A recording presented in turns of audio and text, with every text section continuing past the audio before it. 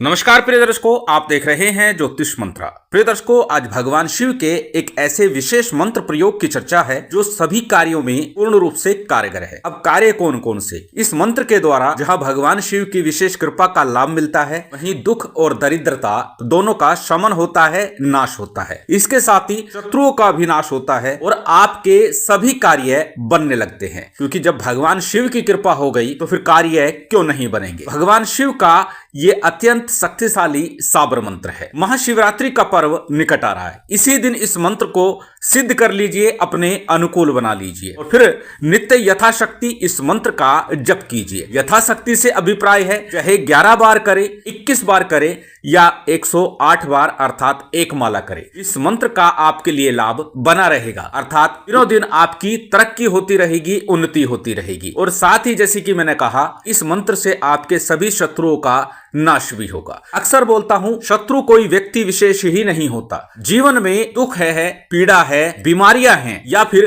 कर्ज है, चिंता है, ये सभी शत्रु हैं। इस मंत्र के जप से भगवान शिव की कृपा से जीवन में आनंद, हर्षोल्लास छाता है, अन्न धन के भंडार भरे रहते हैं और शत्रुता, मानसिक तनाव दोनों समाप्त हो जाता है। चलिए अधिक विलंब न करते हुए जानते हैं किस प्रकार इस मंत्र का विधान करना है, कैसे इस मंत्र का विधान करना है, किस सामग्री के साथ करना है। प्रिय दर्शकों, हमेशा की तरह सबसे पहले बात करेंगे साधना प्रयोग के लिए प्रयोग की जाने वाली सामग्री की। सभी सामग्री आपकी स्क्रीन पर है। भगवान शिव की पूजा में प्रयोग की जाने वाली समस्त सामग्री लिखी हुई है। इसमें से जो आपकी व्यवस्था बन जाए वो सामग्री ले लीजिएगा। प्रथम महाशिवरात्रि के दिन भगवान शिव के मंदिर में जाकर के उनका यथाविधि यथा सामर्थ पूजन कीजिएगा। उसके बाद घर में उत्तर अथवा पूर्व मुख होकर आपको यह विधान संपन्न करना है। प्रयास कीजिए यदि किसी मंदिर में ही ये व्यवस्था बन जाए, और मंदिर भी यदि ऐसा हो जो लंबे समय से वीराने में हो या फिर सुनसान पड़ा हो, वहां पर पूजा पाठ बंद हो चुकी हो, तो उस मंदिर में जाइएगा, साफ सफाई कीजिएगा, फिर भगवान आशुतोष का अभिषेक करके पूजन आरंभ कीजिएगा और उसके बाद वहीं बैठ करके इस मंत्र का विधान कीजिएगा। तो आपको तत्काल ही इस मंत्र का प्रभाव दिखाई दे जाएगा। पूर्व में भी अनेकों बार बता चुका हूं, विशेष पूजा का फल भगवान शंकर के लिए और भैरव जी के लिए वहां है जहां पर बहुत अधिक लोग आते जाते ना हो। उस मंदिर में, उस शिवालय में, उस भैरव जी के स्थान पर जाकर जब आप पूजन विधान संपन्न करते हैं, निवेदन प्रार्थना करते हैं, तो आपकी पुकार शीघ्र सुन ली जाती है। इसलिए तलाश कीजिएगा, नहीं तो अपने घर में ही एकांत स्थान में इस महामंत्र का जप आरंभ कीजिएगा। अब कैसे करना है? शिवरात्रि के दिन प्रातःकाल, संध्या काल, रात्रि काल किसी भी समय इस मंत्र का विधान आप कर सकते हैं। अक्सर बोलता हूं, जब प्रातःकाल करें तो पूर्वाभिमुख हो जाइएगा, संध्या काल या रात्रि काल में करें तो उत्तर अथवा पश्चिम मुख होना ज्यादा श्रेयकर होता है। इस मंत्र के लिए रात्रि काल में जब करेंगे, संध्या काल में करेंगे तो उत्तर मुख ही रहिएगा, उत्तम होगा। जहां भी और जिस भी समय इस मंत्र का विधान कर रहे हैं, अपने सामने चौकी पट्टे पर या फिर शिवालय में ही है तो वहां किसी विग्रह की आवश्यकता नहीं, किसी यंत्र की आवश्यकता नहीं, सिर्फ जप माला लीजिएगा, पूजन सामग्री लीजिएगा और कार्य को आरंभ कीजिएगा। यदि घर में कर रहे हैं तो अपने सामने चौकी पट्टे पर पीले रंग का अथवा श्वेत रंग का वस्त्र बिछा लीजिए। उसके ऊपर नर्मदेश्वर शिवलिंग हो अथवा पार्थिव शिवलिंग का निर्माण कर लीजिएगा। सबसे पहले शुद्धि आचमन कीजिए, उसके बाद आपको संकल्प लेना है। दाहिने हाथ में अक्षत, पुष्प, जल इत्यादि ले लीजिएगा। अपना नाम, अपना गोत्र, उस दिन का तिथिवार, नक्षत्र बोलिए, फिर अपनी कामना, मनोकामना, कार्य बोलिए। तो यहां पर सर्व कार्य सिद्धि हेतु भगवान शिव की कृपा हेतु आप इस मंत्र का जप कर रहे हैं, यही बोलना श्रेयकर होगा। संकल्प के बाद में संकल्प के लिए लिया गया अक्षत, पुष्प, जल इत्यादि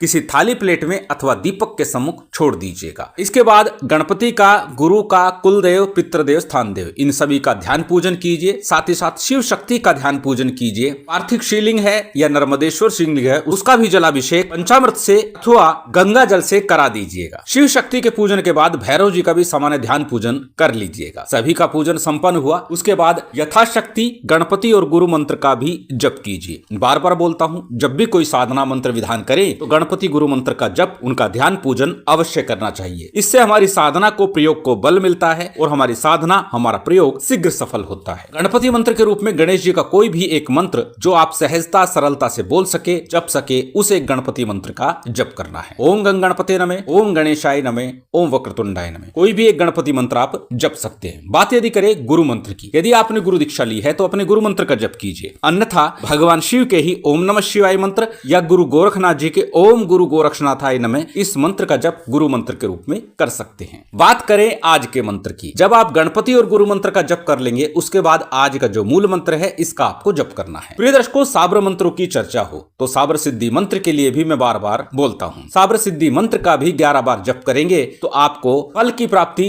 शीघ्र अतिशीघ्र होने लगेगी, क्योंकि वह साबर सुमेरु मंत्र कहलाता है। उस मंत्र के जप से साबर मंत्रों की सिद्धि में सहायता मिलती है। साबर सुमेरु मंत्र, साबर सिद्धि मंत्र आपकी स्क्रीन पर है, इसको एक बार बोल करके बता देता हूँ। गुरुसठ गुरु है वीर, गुरु साहब सुमरी बड़ी भात, चिंगी टोरो बन कहू मन नाऊ करतार, सकल गुरु की हर बजे घट्ट पकर उठ जाग, चेत संहार श्री परमहंस। ये साबर सिद्धि मंत्र है, इसका 11 बार जप करें, उत्तम होगा। उसके बाद आज का जो मूल मंत्र है इसका आपको जप करना है। मंत्र को पहले अच्छे से कंठस्थ कीजिएगा, याद कीजिएगा, ताकि मंत्र जाप के दौरान किसी प्रकार की भूल ना हो, त्रुटि ना हो, गलती ना हो, जिससे कि आपके मंत्र का पूर्ण फल आपको प्राप्त हो सके। क्योंकि मंत्र में अशुद्धि होती है, मंत्र गलत जपते हैं तो उसके फल में देरी ही नहीं होगी, अपितु उसका दुष्परिणाम भी कई बार प्राप्त हो जाता है। इसलिए मंत्र को ध्यान पूर्वक सुनिएगा, पढ़िएगा, देखिएगा और उसके बाद उस मंत्र को अच्छे से कंठस्थ कीजिएगा, फिर उसका जप कीजिए। यदि मंत्र कंठस्थ करने में किसी प्रकार की परेशानी है, याद नहीं हो पा रहा है, तो पूर्व में भी बता चुका हूं, लाल चंदन से भोजपत्र के ऊपर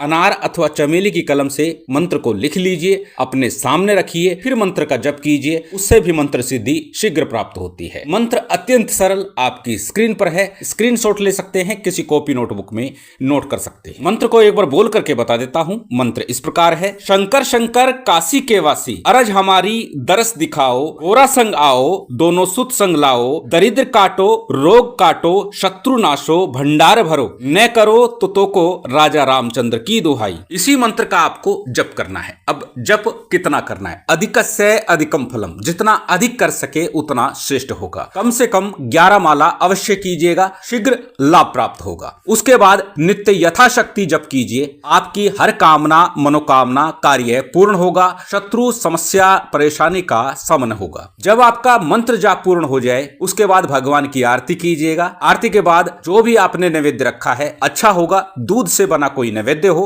वो आप अर्पित कीजिएगा, जलाचमन कराइएगा, क्षमा प्रार्थना कीजिएगा, आसन को प्रणाम कीजिएगा, फिर साधना प्रयोग से उठ जाइएगा। और जैसे कि मैंने कहा, उसके बाद नित्य प्रति प्रातःकाल, संध्या काल, रात्रि काल जब भी आप पूजन करते हैं, नहीं भी करते हैं तो 5 मिनट 10 मिनट के लिए समय निकालिए और एकांत में भगवान शिव का ध्यान करते हुए इस मंत्र का 11 बार 21 बार या जितना आपसे हो सके उतना जप आरंभ कीजिए। 3 माह में आपको आपकी किस्मत बदलती नजर आएगी, इतना मेरा विश्वास है। अत्यंत प्रभावी भगवान शिव का ये मंत्र है, करके लाभ अवश्य उठाइए। शिव शक्ति की विशेष कृपा आप सभी को प्राप्त हो, यही कामना है। उम्मीद करता हूं आज की ये जानकारी, ये वीडियो आपको अच्छी लगी होगी। यदि अच्छी लगी हो तो कृपया लाइक कीजिएगा, शेयर कीजिएगा। यदि चैनल पर नए हैं तो सब्सक्राइब कर बेल आइकन बटन दबा दीजिएगा। जय माता दी, जय श्री राम।